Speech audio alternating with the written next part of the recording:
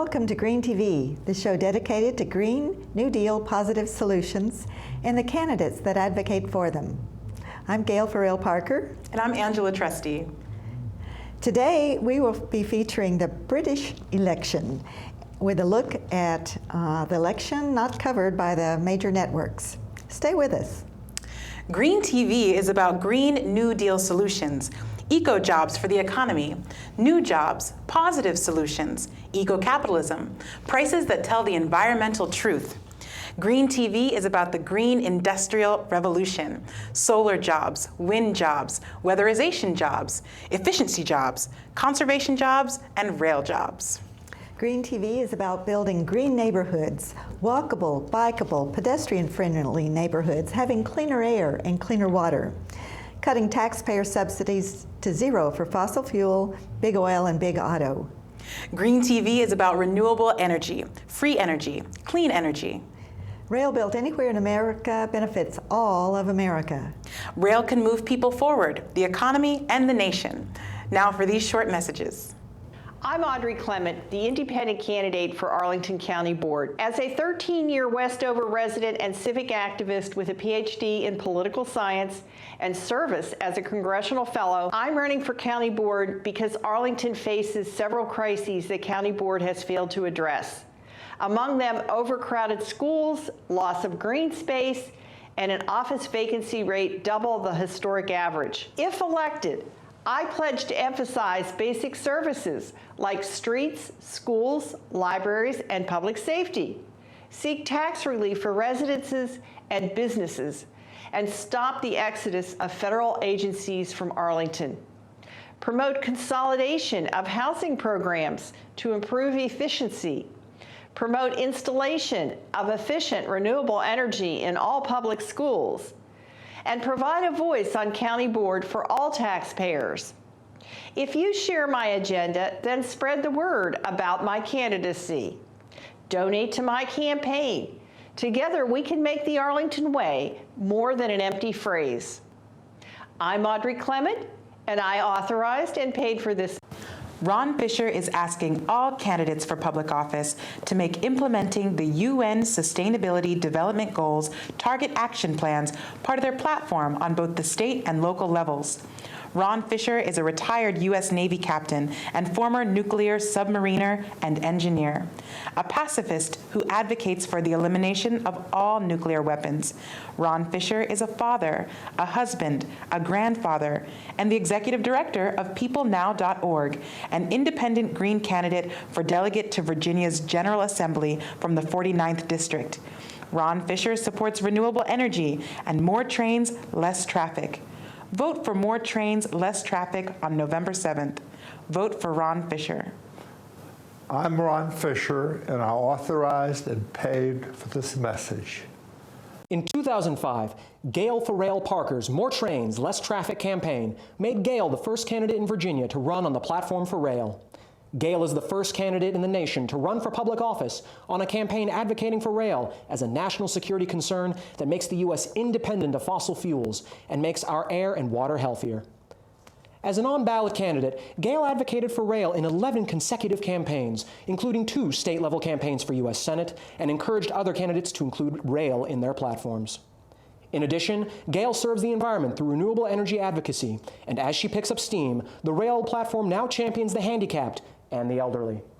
A proud Air Force veteran, civil servant, mother, and grandmother, Gail is on a mission to show that rail built anywhere in America benefits all of America. 33,000 Americans are killed on our roadways every year. 430,000 Americans are injured or maimed on our roadways every year. Every year. Rail is safer. Rail saves lives. Rail cuts dependency on fossil fuels. We can build high-speed rail nationwide for half the total cost of rebuilding roadways and bridges. Rail is fiscally conservative and socially responsible. If you share Gail's belief that every American deserves a say in the decisions that affect their lives, spread the word about this positive solution to today's issues and climb aboard our campaign for rail and renewable energy. These petition signatures were collected from thousands of Americans for more trains and less traffic. I'm Gail Ferrell Parker, and I approved this message. And now a new segment for Green TV with a focus on you. So we talk about how Green TV is about bikeable, walkable, pedestrian-friendly communities, new eco jobs for the economy, new green solutions. But none of these improvements could happen without you in your communities making these things possible. So what we want to do here on Green TV is talk about some cool things that are happening in local communities and communities across the U.S. Today's Community Spotlight takes a closer look at Greens in Michigan. Evan Sasiela of MLive reports that Greens in Michigan are forming groups in Bay City and Saginaw that will hold meetings to discuss candidates, issues, and community enhancements, along with voter needs and much more. Green leadership in Michigan will attend these meetings as a way to learn more about what voters are looking for their own communities and to understand what their concerns are. Sherry A. Wells, chairman of the Green Party of Michigan, will attend both currently scheduled meetings in these cities. She commented that voters are excited to be presented with an alternative in today's political climate. Our local groups are growing throughout the state, bringing people together to work on important issues and providing support for green candidates. So if you happen to be in Michigan and are interested in learning more, you can visit migreenparty.org. The snap election, called by the British Prime Minister for June 8th, is a most interesting election. We were wondering how the Britain Greens did on June 8th, so we took a look. According to Wikipedia, the Green Party of England and Wales is a green, left-wing political party, and it burst onto the scene in 2010 when it elected its first MP for Member of Parliament, MP, to the office. Its headquarters is in London, and since September 2016, it's been led by co-chairs Caroline Lucas and Jonathan Barley. The Green Party has one Member of Parliament in the House of Commons, one representative in the House of Lords, and 3 members of the European Parliament. It has various elected officials in the UK local government and 2 members of the London Assembly. My name is Beth Land. I'm the Green Party candidate in Poplar and Limehouse. Affordable housing is a key issue in this area. The Green Party will work for more investment in social housing. We're also a very diverse area. We believe that we should stand up for the rights of our European and international neighbours during the Brexit negotiations. Vote Green on the 8th of June. So it's exciting to continue to learn about some of the history of the Green Party, both in the US and globally. Internationally, the Green Party of England and Wales is affiliated to the Global Greens and the European Green Party. The Green Party of England and Wales was established in 1990 alongside the Scottish Green Party and the Green Party in Northern Ireland, when the pre-existing Green Party, the People Party, split apart. The original Green People Party was established in 1973. In 1990, the Reform Party sought to emphasize growth in local governance. 20 years later, in 2010, the party gained its first MP in Caroline Lucas, who represents the constituency of Brighton Pavilion. So how did the Green Party do on June 8th? In the United Kingdom, 3,304 candidates stood for election. 468 were Greens. In Wales, 213 candidates stood for election. For 40 seats, 10 were Green candidates. In Northern Ireland, 109 candidates stood for 18 seats. 7 were Green Party candidates. For each of the 650 parliamentary constituency seats, there was an average of 5.7 candidates vying for the office. Britain has over 60 political parties, and there were 180 independent candidates in the election. What issues prompted this level of activism? Let's see.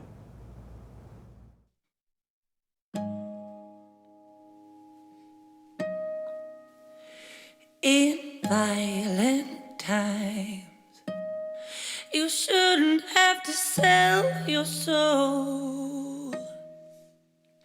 In black and white, you really, really ought to know.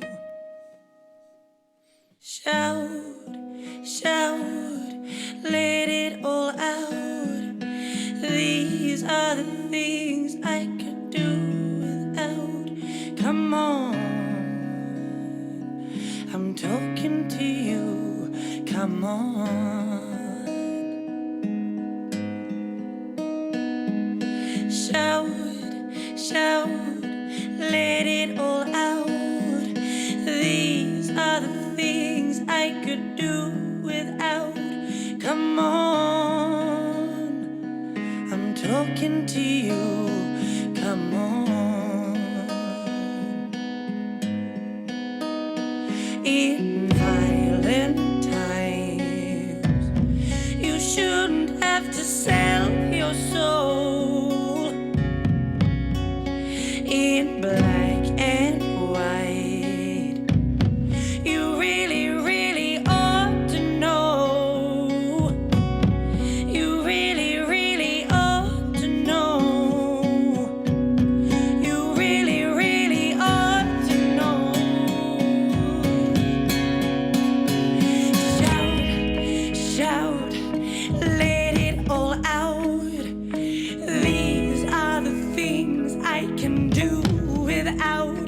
Come on, I'm talking to you. Come on.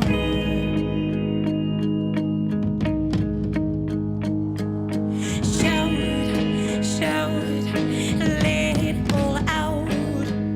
These are the things I can do without. Come on, I'm talking to you.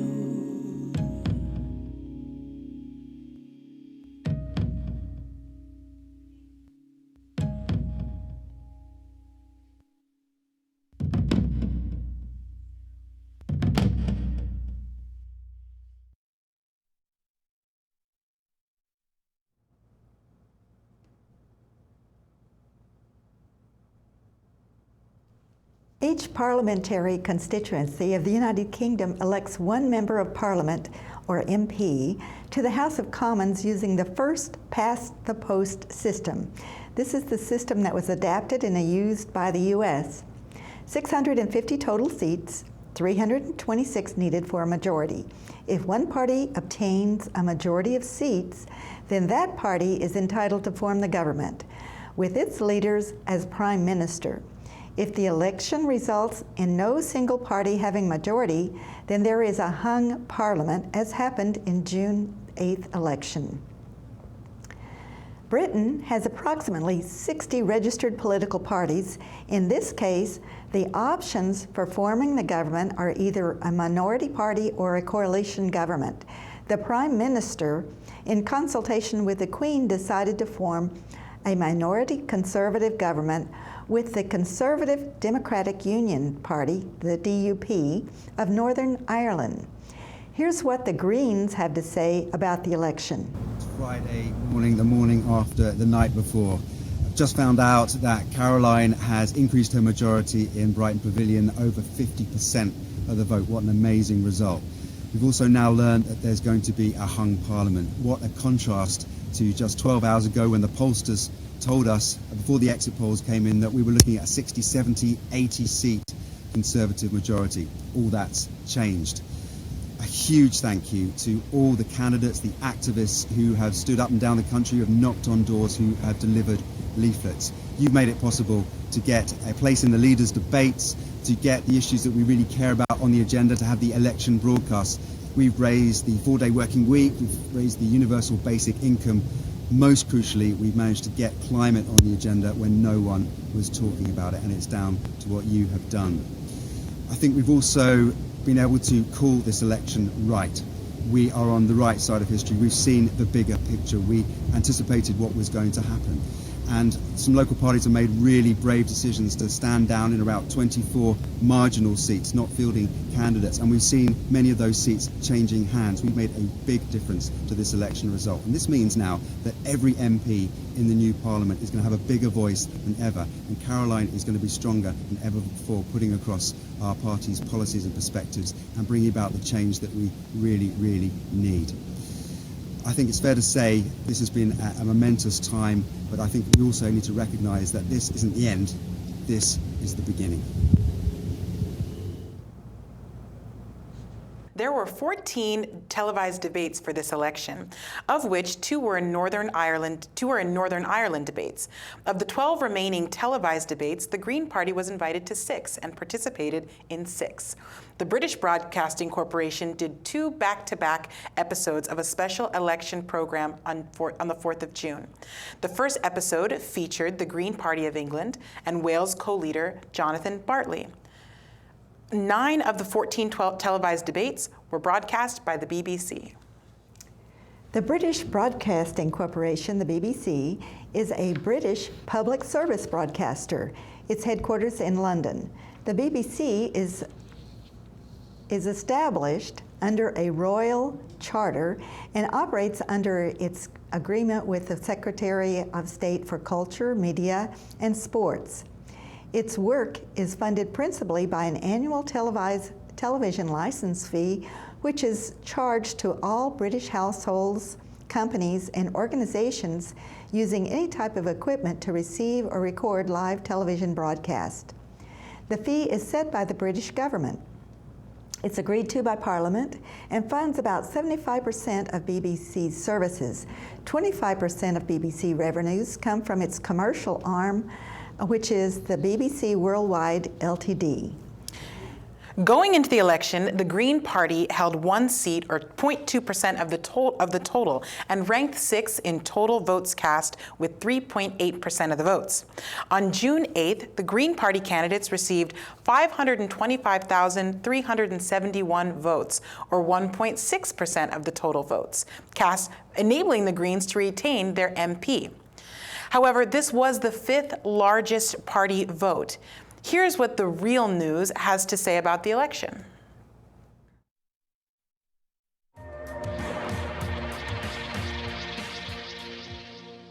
Hello and welcome. My name's Aaron Bastani, co-founder of Novara Media.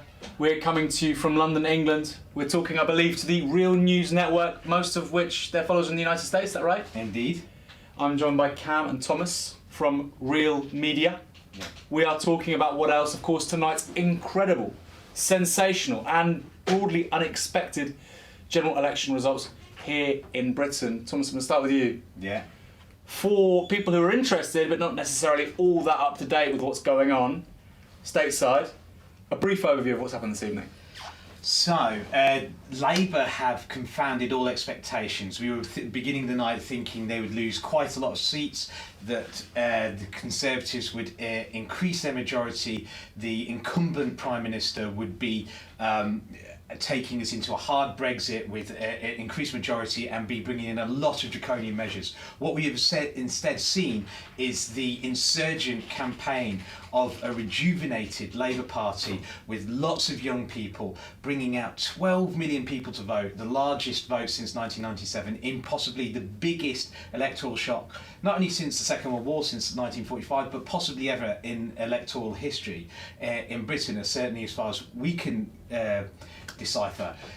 This has been astounding. Now, we are here at 6 in the morning trying to make sure that we sound coherent and cogent, but I think for everyone at home, what you need to know in the States is that a progressive leader, an insurgent, someone who's on the fringes of the party, someone not dissimilar to Bernie Sanders, has not only taken control of the Labour Party, but within 2 years taken it to an electoral result that could have never been expected. And this has been despite a coup attempt, a Brexit referendum, a hostile press that makes the American press look unbiased, right? And unbelievable slurs against his name consistently. But he's mobilised an army of 600,000 people who've gone out door knocking in all the key places and have turned something round. And that, whilst it hasn't delivered a victory in terms of seats, it has delivered one of the most astounding results in living history. Labour decapitating people left, right and centre. If it wasn't for the socialist, the Scottish National Party collapsing and losing a lot of seats to the Conservatives, we might have had... And Labour. In Scotland. And Labour in Scotland, we might have had a completely different result. But it has absolutely put the Conservatives on their bottoms, and it has given absolute credence to the fact that the British public are behind a progressive agenda. Did we expect this? We didn't, did we? My God. But try and convey to the audience just how unexpected it is, because there aren't any precedents in UK history that I know of. No. I think we can safely say now there's been a massive suppression by the state, by the media, and by the governing party of a movement that has happened and is happening. How's that this historic thing? But what you have to understand is that just 6 weeks ago, Labour were polling in the mid-20s. And in local elections just a month ago, they got 27, I believe, 28. And they just got over 40. And they haven't got over 40 for 16 years in a general election. So, no, more, 1997. 20 years. So it's a startling turnaround. I mean, I really can't think of any, people talk about the Canadian Liberals under Trudeau coming from nowhere to win it. This is bigger. This is a lot bigger, and I think actually, again, if there's any lessons for our American audience, is that you'll probably see in the Democratic Party, establishment Democrats, corporate Democrats, trying to fight against and undercut Bernie Sanders and the movement that's putting him there. We saw that non-stop from before he was even elected. During the leadership campaign, the first leadership campaign for Jeremy Corbyn, Tony Blair, the former leader of the Labour Party, who had been astoundingly popular for a particular period of time until after Iraq and other horrendous things that he did, come out 3 times, get front pages in the leading Liberal paper of the UK, The Guardian, and attack Jeremy Corbyn. It had been non-stop, not only from him, but members of his own party, ever since that point. Every attempt was made to discredit him and undermine him by his own party. And in fact, one can only ask the question, if they hadn't been doing that, if they had thought about their own jobs, purely selfishly, even if they didn't have the morals to support a proper progressive agenda, if they just thought about their own jobs, got behind him, would we have seen the most historic history in British history, in British political history? I think that's quite likely. So the lesson to be learnt is, remember, the Democratic establishment don't know what they're doing. You know that from the losses that they've had. We know it from the Labour's establishment, that they didn't know what they were doing, and it was a good job they were replaced, because quite frankly, Labour could have been a non-entity by this point. Jeremy Corbyn saved the Labour Party, but also pushed forward with an army of volunteers and members, a progressive agenda that will shape British politics for generations. Again, it's an American audience, and we have to make it personal to them. Do the events of tonight perhaps compound the idea that Bernie would have won? I don't know if I could answer that. I think, clearly the polling said that Bernie would have won in a landslide. He had a 12% lead on the average of polls. Even if he got viciously attacked over the course of the campaign, there's no way to have eroded that. And because of the presidential system as well, it'd be more likely that Bernie would have done well. I think he'd absolutely have won. He certainly, him or someone like him, has a great opportunity in 2020 to change the face of American politics. I think you've got to learn that from the British experience here. So the thing to learn is that you can enthuse this movement. There are a bunch of young people who are not being served, and it can happen quite quickly. I mean, I don't think anyone sitting here, I would 6 weeks. Yeah. 2 years ago, the idea that the Labour Party could be this kind of vehicle, wouldn't have crossed my mind. Yeah. Yeah, and this really happened within 6 weeks, as was said, 6 weeks, 20, low 20s in the polls, a demoralised movement. Not low 20s, mid-20s. Mid-20s. Be fair. 24% at one point, I think, but struggling, with the idea of the leadership and so forth. And actually, once galvanised and given an objective, people turned out. And given the manifesto, that was the other thing, the offer, what Americans call the platform. That manifesto leaked early, set the agenda, energised people and said, actually, for the first time I can ever remember, we could actually hope for something that's actually going to make our lives better, all of our lives better, young, old, middle class, working class, working poor, disabled, homeless, everyone was going to do better. And the slogan, for the many, not the few, that encapsulated the campaign, which I think will go down in history. So I think that's a good point to leave it on, but I do think, yes, check out what comes out in the next few days, but certainly this has been an historic time. And if those watching want to keep up with events in the UK over the coming days and weeks, who do they need to follow? They need to follow Real Media, our friends, good friends and allies, Novara Media, and of course Real News Network. Check them out, they do astounding coverage of all kinds of issues. On that note, Thomas, Cam, You've been great all night. We've been here since 9 p.m. It's now gone 6 a.m. You know what? It was absolutely worth it. One of the best nights of my life. We'll see you soon, and if we've got more good news coming your way from the UK, you know what, we'll bring it to you. See you later.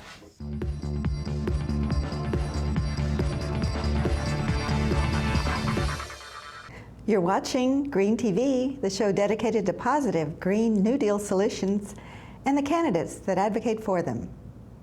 Lots of great data on today's show about things that are happening domestically and internationally. Gail, wanted to get from you, what would you say is the biggest takeaway from all of this information that we've learned about today? Well, I guess the biggest takeaway for me was that the Green Party participated in the televised debates, and they were invited to them, at least 50% of them. The last televised debate was just 4 days before the election, so that had to have an impact. In my view, it had to have an impact. Another thing that I took away that was very encouraging to me is it was 20 years after the Green People Party broke apart before the Greens actually had a candidate elected to the Parliament. So that encouraged us because we haven't been, we still have a few years to go before we've been operating for 20 years, the Independent Green Party, that is. So while I was getting a little bit discouraged, that was encouraging to me. So let's hang on again and keep trying. Another takeaway is that the Greens focused on local elections, and they ran candidates for office, televised debates, and the public broadcast service also played a major part in that. So that I think all of those things are those key takeaways. Yes. You know, we have candidates come on the show quite often, and one of the things that we constantly hear is on the ballot is such a win. How would you say that that is definitely true now as we look at this situation in the UK? Oh, once a candidate is on the ballot, anything can happen. That's why we always encourage our candidates to run on the ballot, stand on the ballot, because participating in the election is winning. And getting elected is just icing on the cake. It's something that's happens, and when it does, it's wonderful. But we can win just by standing on the ballot and participating in the process. Yeah, and I really think that that starts at the local level. That's what we've seen. That's what we're really trying to express with our community highlights as we think about just different things that you can do from your community level. So we're going to be wrapping up today. Reminders, renewable energy is free energy, clean energy. Rail is safer and can run on renewable energy. We need more trains, less traffic. Rail built anywhere in America benefits all of America. That's it for Green TV today. I'm Angela Trusty. And I'm Gail Ferrell Parker. Please join us again next time for Green TV.